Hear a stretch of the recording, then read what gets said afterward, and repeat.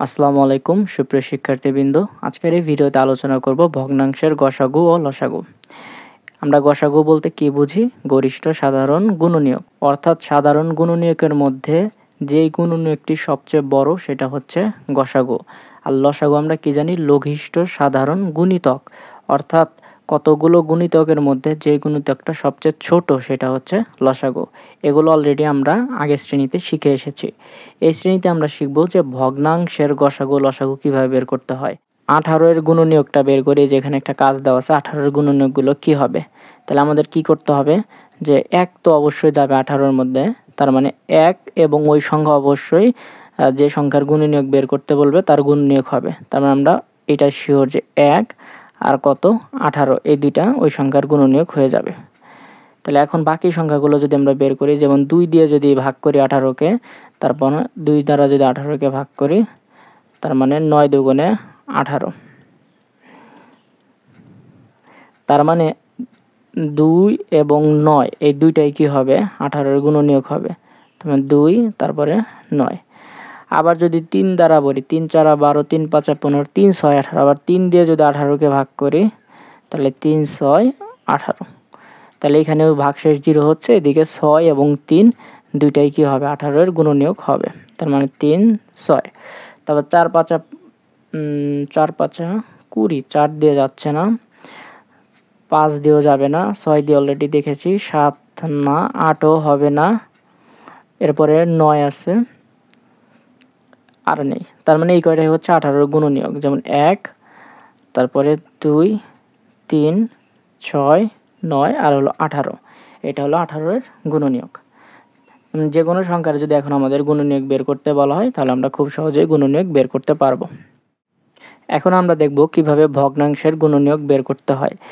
এর জন্য এখানে কিছু প্র্যাকটিক্যাল এক্সাম্পল দেওয়া আছে। যেমন আমরা একটা যদি কাগজকে এই আকৃতিতে কেটে নেই, তাহলে এখানে আমরা বলতে পারি যে এখানে কাগজের কয়টা খণ্ড আছে। তাহলে আমরা বলবো এখানে কাগজের একটা খণ্ড আছে। এখন এই কাগজটাকে যদি একদম মাঝ বরাবর একদম মিডলে যদি এভাবে কাটা হয়, তাহলে এই কাগজটা কয় খণ্ডে বিভক্ত হয়ে যাবে? 2 খণ্ডে। তাহলে এটাকে আমরা কিভাবে লিখবো? যেহেতু কাগজটা প্রথমে কয় খণ্ড ছিল? 1 খণ্ড। এটা লিখবো হলো উপরে। আর এটাকে কয় ভাগে ভাগ করছি? 2 ভাগে। তার জন্য এখানে ভাগ 2।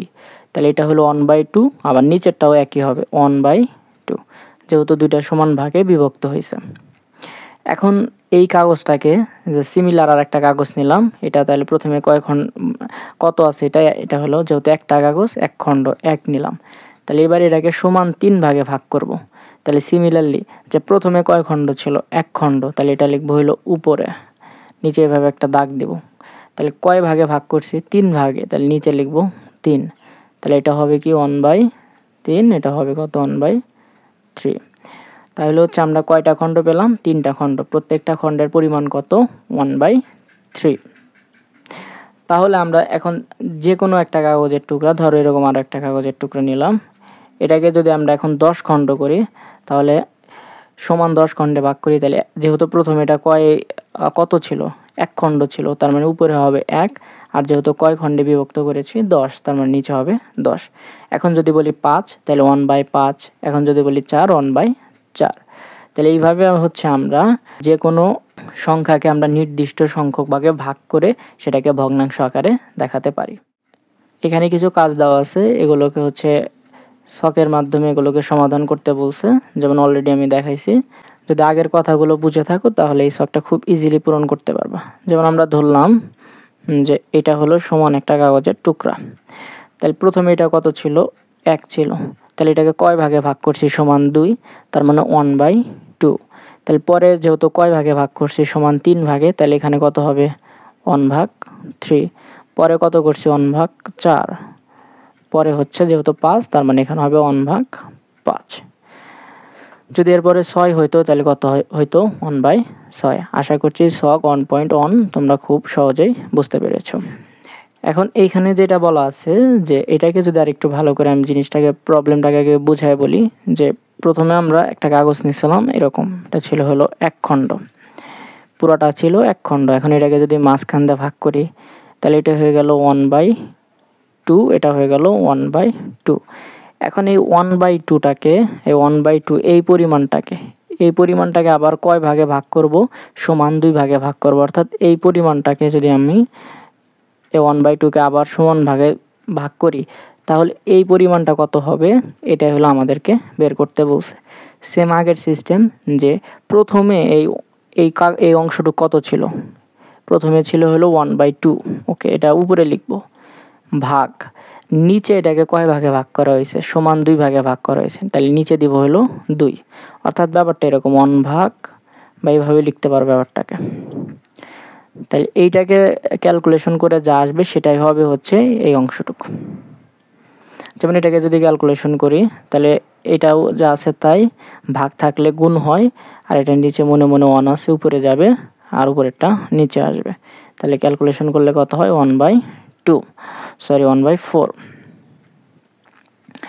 তাহলে হচ্ছে এই অংশটুকু হবে কত, 1/4, এই অংশটুকু কত হবে, 1/4 হবে।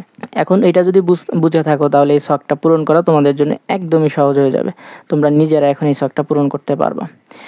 এখন এখানে কি বলছে, যে ভগ্নাংশ কত ছিল, 1/2, এটাকে সমান কয় ভাগে ভাগ করছে, 2 ভাগে। এটা করে দেওয়া আছে, এই পাশটা করে দেওয়া আছে। এখন এটা আমরা করব। এটা যদি আমরা করি, এটা ক্যালকুলেশনটা যদি করি, যেহেতু প্রথমে কি ছিল, প্রথমে ছিল হলো 1/2, তাহলে সিমিলারলি আমরা লিখে নিলাম 1/2, তারপর একটা ভাগ চিহ্ন দিলাম। এটা নিচে লিখলে হয়, সাইডে লিখলে হয়। কয় ভাগে ভাগ করছি, 3 ভাগে, এর জন্য আমরা 3 লিখলাম। তাহলে এটাকে যদি আবার ক্যালকুলেশন করি, তাহলে উপরে এই বাম পাশে যা আছে সেটা হুবহু তাই, ভাগ থাকলে গুণন, আর এটার নিচে মনে মনে 1 আছে, তাহলে উপরে চলে যাবে, আর উপরেরটা নিচে চলে আসবে। তাহলে 3 দুগুণে 6, 1 1 1, তাহলে এটার রেজাল্ট আসবে 1/6। সিমিলারলি পরেরটা যদি আমরা করি, তাহলে যেহেতু প্রথমে কেমন ছিল, 1/2 ছিল, তাহলে এটাকে কয় ভাগ করব আমরা, এবার 4 ভাগ করব। তার মানে একটা ভাগ চিহ্ন দিব, 4। তাহলে ভাগটা আবার কি হবে, গুণ আকারে উল্টে যাবে ক্যালকুলেশনের জন্য, 1/2 গুণন 1/4, তাহলে 4 দুগুণে 8, 1/8। তাহলে এটাকে আমরা কিভাবে লিখতে পারি, সিমিলারলি 1/2/4, এটা হবে হলো 1/8। তাহলে সেম, যে প্রথমে যা ছিল সেটা তো লিখবই, ভাগ যত ভাগ করব, ভাঁজ করব তত, যেমন এখানে 5, তাহলে হচ্ছে 1/10, আর এটা হবে 1/2 ভাগ, এটা যেহেতু 6, তাহলে এটা হবে হলো 1/12। আশা করছি বুঝতে পেরেছো। এতক্ষণ আলোচনায় আমরা কি শিখলাম, যে একটা ভগ্নাংশ যেমন 1/2, এটাকে যদি আমরা যত ভাঁজ করব সেখানে তত দ্বারা ভাগ হবে। যদি এটাকে আমি 10 ভাঁজ করি, তাহলে 10 দ্বারা, 3 ভাঁজ করলে 3 দ্বারা, তাহলে রেজাল্ট আমরা কত পাই, এটাই রেজাল্ট পাবো হচ্ছে 1/6। তাহলে এখান থেকে আমরা কি বুঝতে পারছি, যে কোন একটা ভগ্নাংশকে যদি আমরা একটা পূর্ণ সংখ্যা দিয়ে ভাগ করি, তাহলে যেই ভগ্নাংশটা পাই সেটা হচ্ছে ওই ভগ্নাংশের হচ্ছে গুণনীয়ক। কিভাবে, যেমন এইটা এখানে সুন্দর করে বলা আছে, যে একটি ভগ্নাংশকে, একটা ভগ্নাংশ যেমন 1/2 একটা ভগ্নাংশ ছিল, এই ভগ্নাংশকে পূর্ণ সংখ্যা, যেমন 3 একটা পূর্ণ সংখ্যা, এই পূর্ণ সংখ্যা দিয়ে ভাগ করলে আমরা যে আরেকটি ভগ্নাংশ, যেমন নতুন আরেকটা ভগ্নাংশ 1/6 পাইছি, ওই ভগ্নাংশ হচ্ছে আগের যে ভগ্নাংশ ছিল তার হচ্ছে গুণনীয়ক। অর্থাৎ যে কোনো একটা ভগ্নাংশ, যেমন আমি যদি এভাবে চিন্তা করি 1/4, এটাকে যদি আমি এখন 3 দিয়ে ভাগ করি, তাহলে রেজাল্ট আসবে 1/12। তাহলে আমরা বলতে পারি যে 1/4 গুণনীয়ক হচ্ছে 1/12। অর্থাৎ প্রথম ভগ্নাংশকে একটা পূর্ণ সংখ্যা দিয়ে ভাগ করলে পরের যে ভগ্নাংশটা পাবো সেটা হচ্ছে আগের ভগ্নাংশের গুণনীয়ক। আশা করছি বুঝতে পেরেছো। এখন আমরা যে কোনো ভগ্নাংশের গুণনীয়ক বের করতে পারবো, এবং এটা হচ্ছে ছক 1.3 করে দেওয়া আছে। যেমন এখানে ভগ্নাংশ কত আছে, 1/2, এটার গুণনীয়ক কত পর্যন্ত বের করতে বলছে, 10টা পর্যন্ত বের করতে বলছে। এটা আমি 2-3টা করে বুঝিয়ে দিব, আর বাকিগুলার অ্যান্সার আমি উপরে পিকচার আকারে দিয়ে দেব, তোমরা ওখান থেকে দেখে সেটা খাতায় নোট করতে পারো। যেমন 1/2, এটা ভগ্নাংশের গুণনীয়ক, তাহলে কত হবে, প্রথমে আমরা কত দ্বারা ভাগ করব, প্রথমে আমরা একে যদি 1 দ্বারা ভাগ করি, 1 দ্বারা ভাগ করলে কোনো পরিবর্তন আসবে না, তাহলে যা আছে তাই 1/2 আসবে। পরে এটাকে যদি আমরা 2 দ্বারা ভাগ করি, তাহলে কত আসবে, 1/4। 3 দ্বারা ভাগ করলে কত আসবে, 1/6। তারপরে যদি 4 দ্বারা ভাগ করি, তাহলে 1/8।